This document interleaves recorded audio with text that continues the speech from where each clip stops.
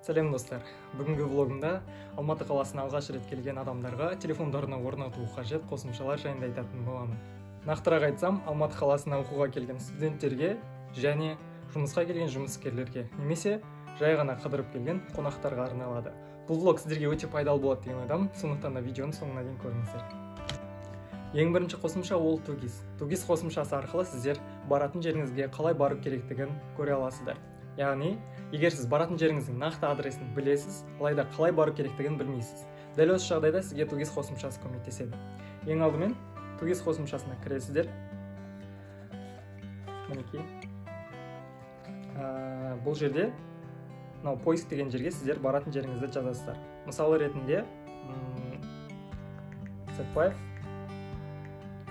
университеті. Сәтбаев университетін картадан іздейсіздер. Мінекей. Мынау көрсетеді, өзі қай жерде Сәтбаев университеттер бар екенін. Мінекей. Осы жерді басасыз, и сізге сол жайында бүкіл информацияларды береді. Сосын осы жерді таңдайсыз. Астында шығып тұрған ұяшықтарды қараңыздар. Бірінші тұрған машинаның суреті салынып тұрған ұяшық сізге керегі осы. Осыны басасыз. Сол кезде сізге қалай бару керектігін көрсететін страница шығады. А пункт деген жерге сіздер өзіңіздің тұрған жерлеріңізді белгілейсіздер. Мен қазір Алматы қаласында емеспін, сондықтан да мен сіздерге жай ғана картада көрсетемін. На карте деген белгілейсіздер.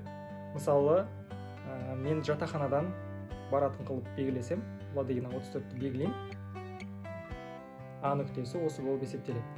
Сосын оң жақ шетте тұрған готовын басамын, и ол маған маршрут құрып береді. Қалай, қай маршрут арқылы екенін өзіңіз таңдайсыз.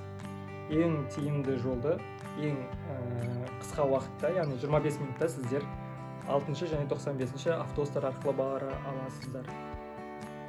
Өте көп сізге жаңағыдай ұсыныс көрсетеді, сіз соның біреуін таңдап өзіңіз қалағаныңызды таңдаңыз. Сосын кейін сізге сол маршрутты көрсетеді. Қанша остановка бар, барлығы жазылып тұр. Қанша минутта пересадкамен немесе без пересадок, соның барлығы көрсететін болады. Ал енді келесі қосымша оңай. Оңай қосымшасы дегеніміз не? Жалпы оңай дегеніміз не?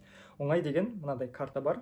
Бұл әрбір адамда Алматы қаласындағы жол жүретін адамдарда осындай карта болады. Көріп тұрғандарыңыздай менікінің түсі жасыл. Оңай картасының 5 түрі болады.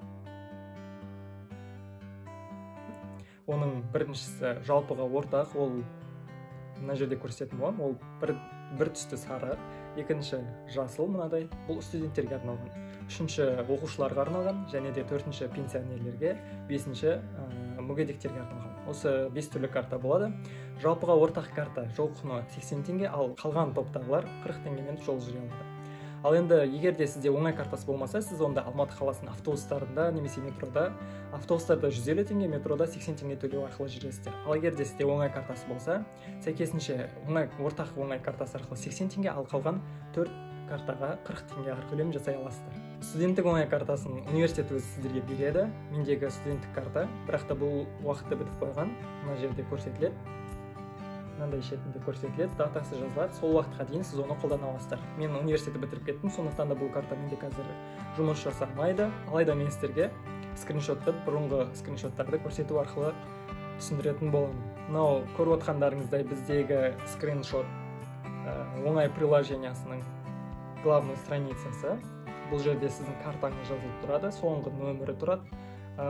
Яғни студенттік карта деп жазылып тұр.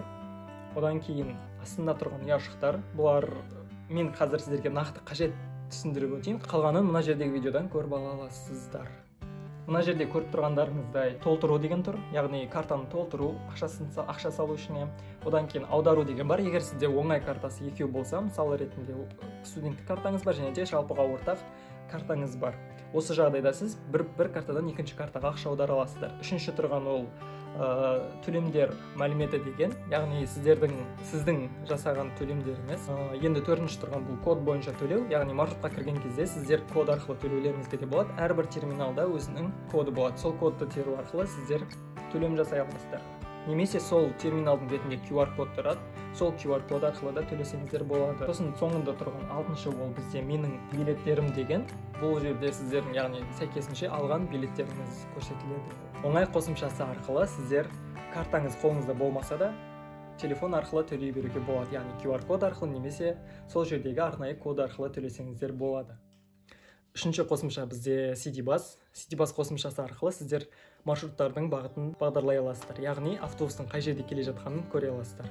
Егер сізде iOS құрылғысы болса, яғни iPhone немесе iPad болса, онда сіздер бұл қосымшаны орнатпай-ақ жаңа айтқан оңай қосымшасының ішіндегі маршруттарды бақылау қызметін қолдана аласыздар. Егер сізде Android болса, онда Android құрылғыларының кейбірінде оңай қосымшасы дұрыс жасамайды, сондықтан ол жердегі маршруттарды бақылау қызметін қолдана алмайсыздар. Сондықтан Android құрылғыларына мен CityBus қосымшасын орнатуды ұсынамын. Ал енді сіздерге автобустар мен аялдамаларды көрсетейін.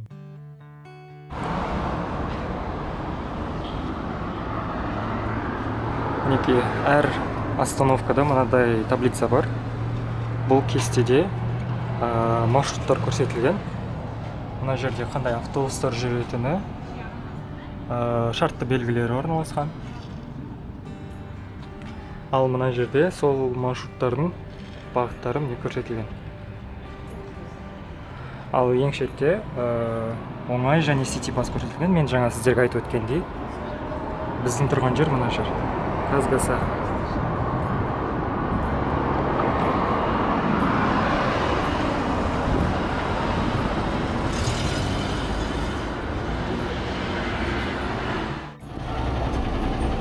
Міне 205-ші автобус.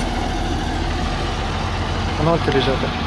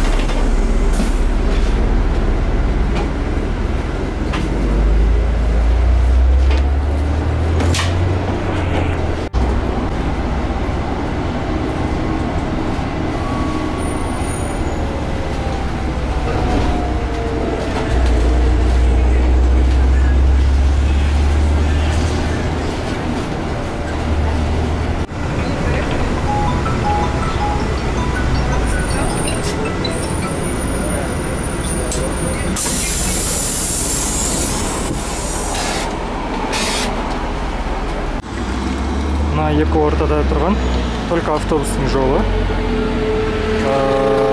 Мына көше только машина жүреді, ал анау велосипедке арналған жол. Оның арғы шетінде жаяу жүргіншіге арналған жол. Мінекей осылай жасаған. Мына ортамен только автобустар ғана жүреді. Және де жаңа айтып өткенімдей, әрбір остановкада мынандай автобустар кестесі көрсетілген. Сіздің тұрған нақты қай жерде тұрған аялдамаңыз барлығы айтылады. Бұл аялдамалардың басқа аялдамалардан ерекшелігі, бұл жерде электрондық кесте көрсетілген. Электрондық кестеде не көрсетіледі? Ең жоғарысында қазір сіздің тұрған аялдамаңыздың аты, одан кейін астында тұрған келе жатқан автобустардың нөмірі, бағыттары және неше минуттан кейін келетіні көрсетіледі. Ең астында қазіргі уақыт пен датаңыз және де ауа температурасы көрсетіледі. Мұндай электрондық кестелер аялдаманың екі шетінде де көрсетілген.